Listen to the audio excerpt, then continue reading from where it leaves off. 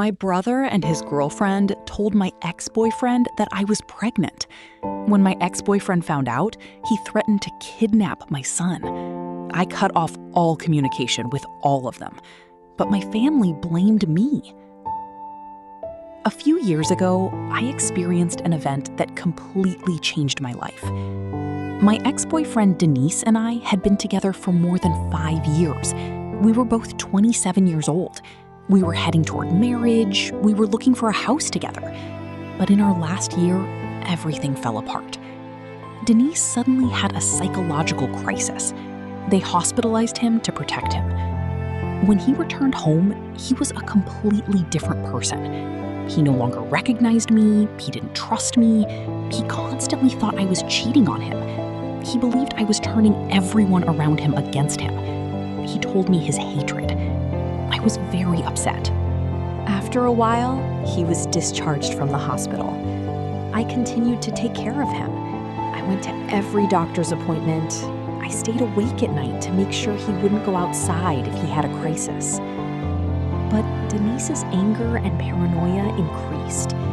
He didn't trust me at all, but he also wouldn't let me leave his side. He thought I was abandoning him. When I saw that he had improved,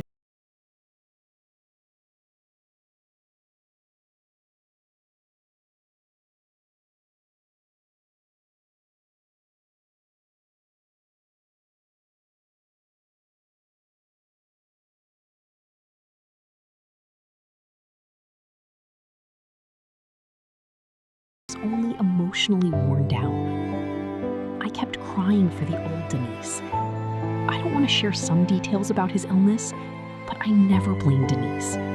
I had to save myself. I chose my own happiness. As painful as it was, we tried to remain friends after we broke up.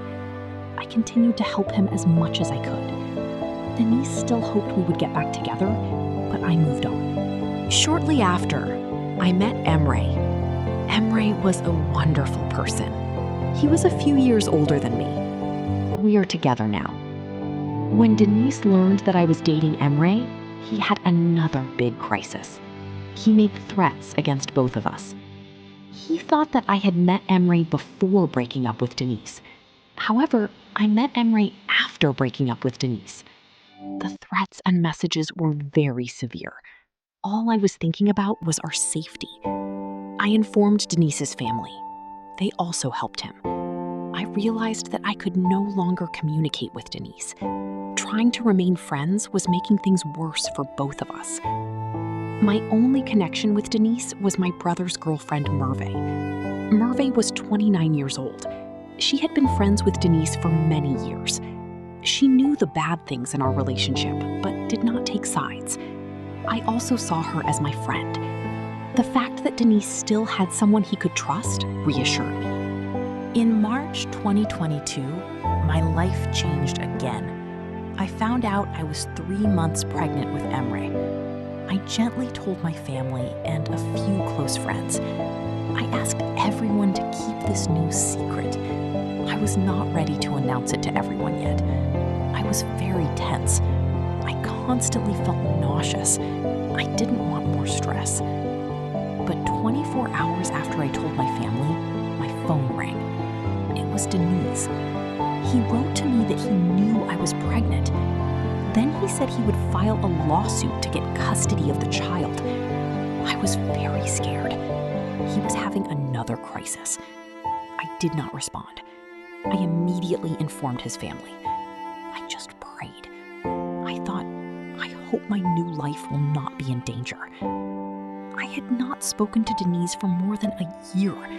He did not know where I lived or worked. He could only have learned it from Merve. I immediately called Merve. She confessed right away. She apologized a lot. She said she had not thought about the consequences.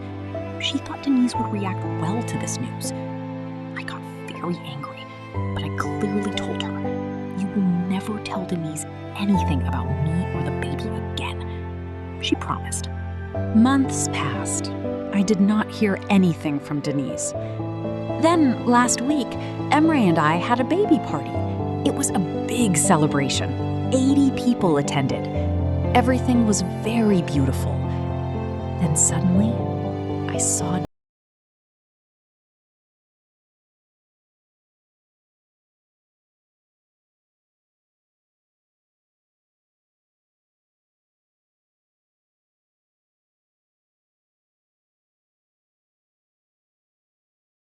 shouting. Emery and our friends tried to calm him down, but it got worse. He shouted at Emery in front of everyone. "I am the father of the child. You were never separated." I immediately ran to the restroom. I hid until my mother came and told me that Denise had left. I was very embarrassed. The party ended early. I cried for hours. A few days later, my emotions still had not settled. I decided to confront Merv. This time, I spoke very harshly. Merv confessed again. She apologized but said, "How could I hide this from him?" I got very angry. I told her, "You will no longer be able to get any information about me or the baby. You are out of my life." Then my brother called me. He apologized on behalf of Merv. He admitted that Merv had done something wrong, but he said he should not be punished as well. He realized that if I removed Merv from my life, he would not be able to learn anything about the baby either. He asked me to blame Dennis. He said Merv did not have bad intentions. But I am not blaming Dennis. He is a very sick person. It is not his fault, but I no longer feel safe. I have a child, and I have to protect him. The fact that Dennis still thinks this baby is his child scares me. I am not talking to my brother and Merv. My family thinks I am being too harsh. They say my brother has the right to see his nephew. But I cannot trust Merv. She betrayed me once. I am still very angry. What if Dennis had attacked me during the party or something worse had happened? Now I don't know what to do. It breaks my heart that my brother may not see the baby for a long time. But I am afraid that Merve will tell things again. My family also promised that they would not tell Merve or my brother anything about the baby. But I don't know how long I can hold on. Especially my mother is unsure about not informing my brother when the baby is born. First update.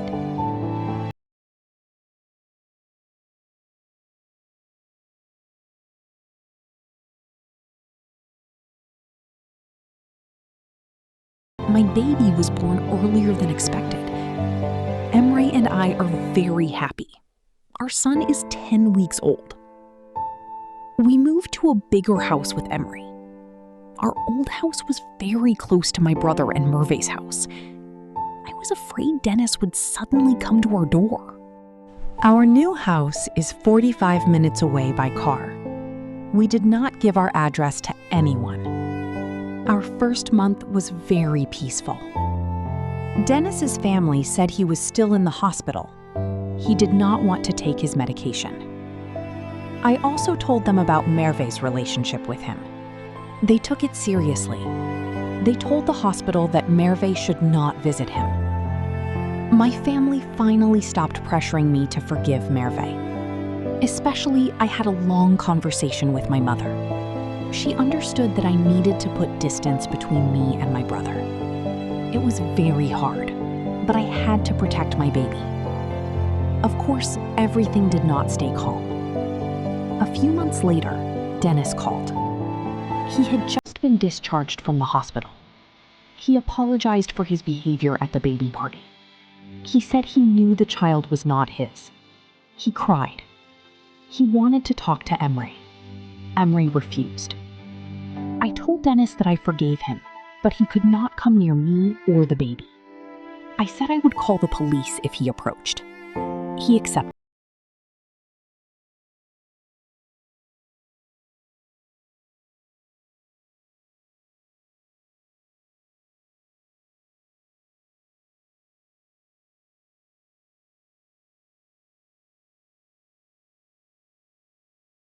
You were humiliated in front of everyone. Emre did not want to escalate the situation. He stayed calm and asked Denise to leave. Then he told me. I was very upset. Merve had definitely told Denise where Emre worked. I immediately informed Denise's family. The next day, Denise had not returned home. He did not have a driver's license. He had taken his mother's car without permission. Days later, the police found Denise in another city, in a building under construction.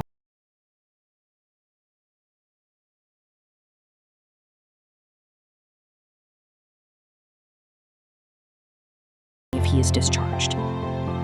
Then my brother called. He wanted to meet. He was very upset. We met at a fast food restaurant. That day, he told me everything. After the baby party, Denise went to see Merve. My brother realized that Denise was acting very strangely. Denise was acting very close to Merve. Merve was responding as if she was flirting. My brother felt very ashamed. He talked to Merve, but she denied it. Then Denise went to Emre's workplace. On the same day, he went to see Merve again. That time, Denise confessed everything. He said he loved Merve. They had been together. He showed the messages to my brother. My brother immediately kicked Denise out of the house. When Merve came home, they confronted each other. Merve first denied it, but then confessed everything. My brother got very angry. He told Merve to go to her family's house.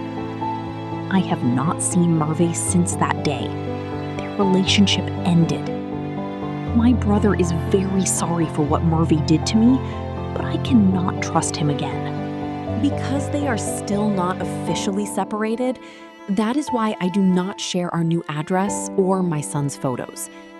So far, my brother has only seen my son once at my parents' house.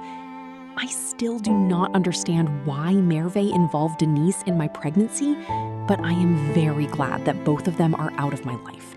Merve and Denise leaving my life brought peace, but Denise's traces remained. Now, every night before sleeping, I check the doors and windows 5 times. Still, Emre and I are starting to get used to our new life. I wanted to give another update because a lot has happened again. This time, I don't have good news. There is only one good thing. My brother finally broke up with Merve. Things are still tense between us, but at least we can talk. Life is going well with Emre and my son. Being a mother is very hard, but I love every moment. I did not return to work. I can stay at home with Emre's income, but the news about Denise is bad. For a long time, I did not hear anything from him or his family. Silence was usually a good sign. But a month ago at 2 a.m., I received a strange message from Denise. I did not notice it immediately. In the message, he was talking about someone from the future. He wrote that he was being followed and that he needed to hide. He mentioned a famous film director. He said there were hidden messages in his movies and that he would make money this way. I was used to such messages. I was not surprised. I took a screenshot and sent it to his sister. Then I forgot about it. His sister did not reply immediately. This was strange. 2 days later, she called me crying. She asked if Denise had sent me another message that night. I said no. Then she told me that after sending that message to me and 20 other people, Denise had committed suicide a few hours later. I do not know all the details, but he had taken his mother's car again without permission, drove around the city, and crashed into another car, forcing it off the road. There was a 17-year-old couple inside. Fortunately, they were not seriously injured. Everything was recorded on camera. Denise hit the car from behind and fled. 15 minutes after that accident, he sent me that strange message. 3 hours later, he lost his life. I did not attend the funeral. It did not feel right. Merva did attend. She posted a photo of herself crying on social media. I was very disturbed. I am having difficulty understanding what happened. Even though I feel bad, I am somewhat relieved that my family no longer has to be afraid. I miss Denise, but actually, I had already said goodbye to him when he changed. Now his complete disappearance hurts even more. I feel very sorry for his family. We had always hoped he would recover. Denise was a good person, but his illness destroyed his life. I was not planning to write another update, but life has been turned upside down again. 3 months have passed since Denise's death. I thought everything would return to normal. It didn't. 2 weeks ago, Denise's sister Zainab called me. She was crying. While they were collecting Denise's belongings,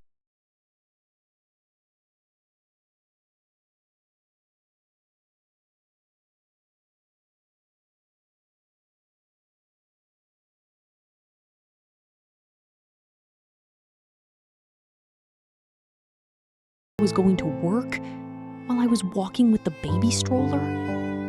Some were taken from far away, some from inside a car.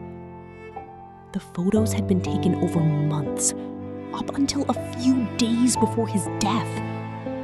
My blood froze. He had followed us even in our new house. But there was something worse. In the box, there were handwritten notes and a diary. Denise had planned to kidnap my baby. There were house layouts, daily routines, notes about which window would be easier to enter the baby's room. The most terrifying note was written 2 days before his death. Sinem will finally understand. She will forgive me. When she sees how happy she is with the real father of the baby, she will realize Emre was deceived. I need to save my son from this lie. I immediately informed the police. Fortunately, they took it seriously.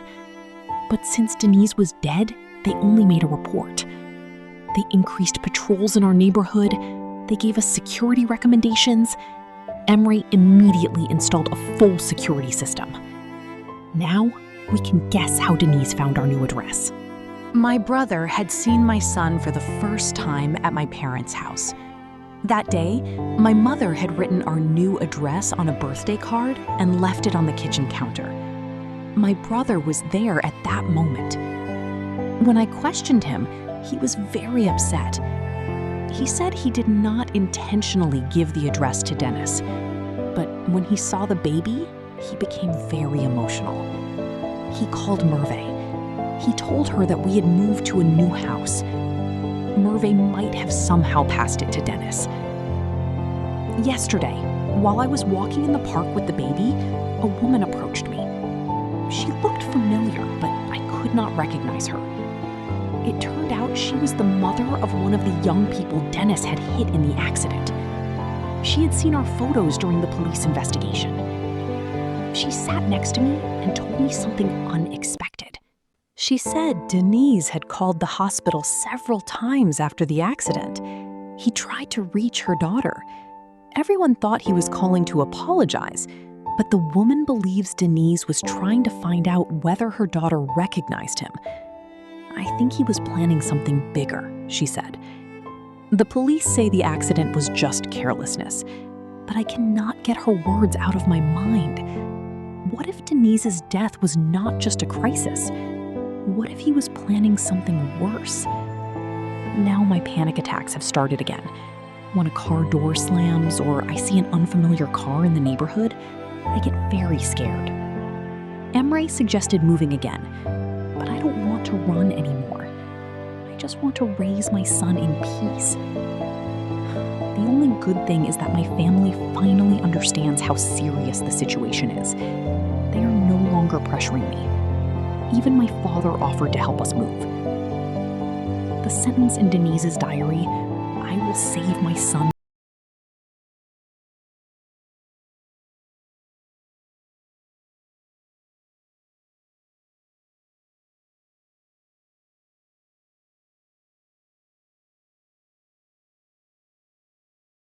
For now, we are staying here, but we are very careful. The security system gives some relief. I started going to therapy. Some days are very hard, but I will not let Denise's illness steal my happiness. I wasn't planning to write another update, but the last few weeks have been very complicated. I thought everything would end with Denise's death. It became even more complicated. A month ago, I received a message on social media from a woman I did not know. Her name was Osley. Her profile looked real. Osley said she had been Denise's girlfriend for the last 8 months before his death. At first, I thought it was a bad joke, but the message was very calm and sad. Osley had seen my name on Denise's phone. She wanted to get information about our relationship. Denise had told her he was completely single and that he had not seen his ex-girlfriend for years. He had not mentioned the baby or the stalking at all. For Osley, Denise was a very good man. They had even talked about living together. I was curious. I decided to meet her. When I saw Osley, I understood why Denise was obsessed with me. She looked very much like me. Same height, same hair color, same style. It was strange. Osley showed me hundreds of messages. Love messages, future plans, happy photos together. But the strangest thing was that while Denise was following me and Emre, he was also sending love messages to Osley. On the same day he took a photo of me with the baby stroller, he wrote to Osley, "One day I really want to have a child with you." Osley had no idea about Denise's illness. When Denise was hospitalized, he always made excuses. Osley was going to invite Denise to dinner that night. She called and texted him many times. Then his sister called her and told her the truth. But things became even stranger.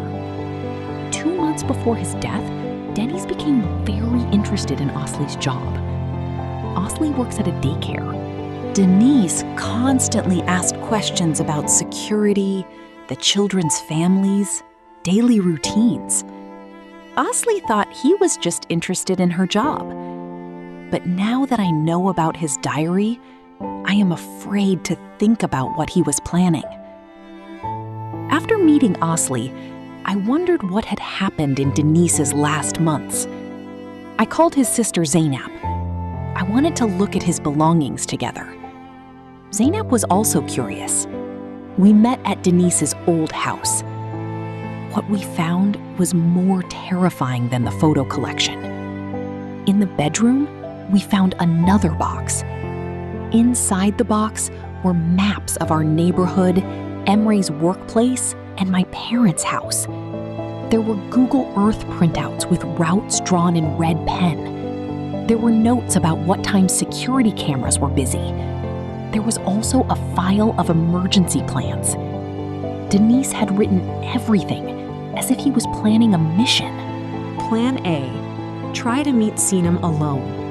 Plan B, approach mutual friends. Plan C, create a crisis that requires Sinem to help. Plan D, act directly.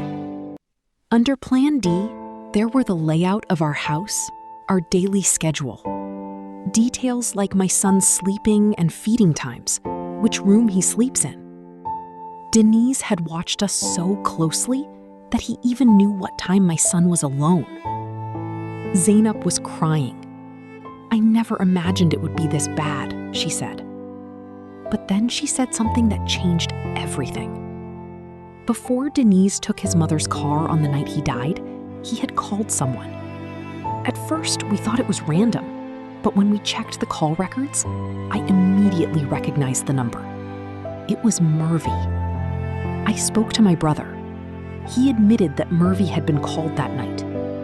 Murphy said, "He called the wrong number. He was talking like crazy. I hung up immediately." My brother didn't think much of it at the time, but now I think about it. What if Denise told Merve his final plan that night? What if Merve knows more? The timing is very strange. Denise calls Merve. 17 minutes later, he steals the car. He causes the accident and loses his life. That night, Emre and I argued, but in the end, I decided to talk to Merve. At first, she didn't want to meet, but she agreed to talk on the phone. Merve said Denise called her in a panic and asked for help. He said he needed to return something that belonged to me. Merve told him, "Leave it with your family or send it by cargo." Denise became even more angry. He said everyone was against him and that no one understood what he was trying to do. But the most frightening part is this. Before hanging up, Denise said, "If I can't fix this, I won't let anyone get hurt." At the time, Merve thought he was exaggerating again. But now that we know his plans, I think that night Denise realized he could no longer carry them out. Maybe the accident brought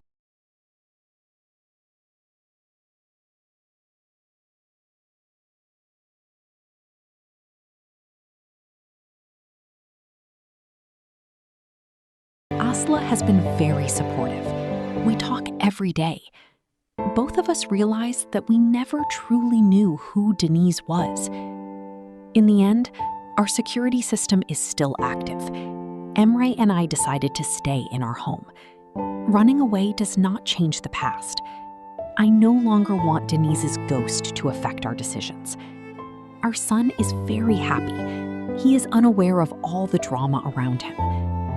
My therapy is going well. Some days are hard, but I am learning to live with my anxiety. My relationship with my brother is slowly improving. He has become a very good uncle to my son. Merve is completely out of our lives. My brother is relieved as well. Sometimes I wonder what would have happened if Denise had asked for help earlier, if someone had realized how bad his illness had become. But now I know this. You cannot save someone who does not ask for help. Trying can destroy you as well. Now I am focusing on the future. I want to raise my son in a safe and loving environment with Emre. Denise has already taken too much from us. I will not let him take our happiness anymore.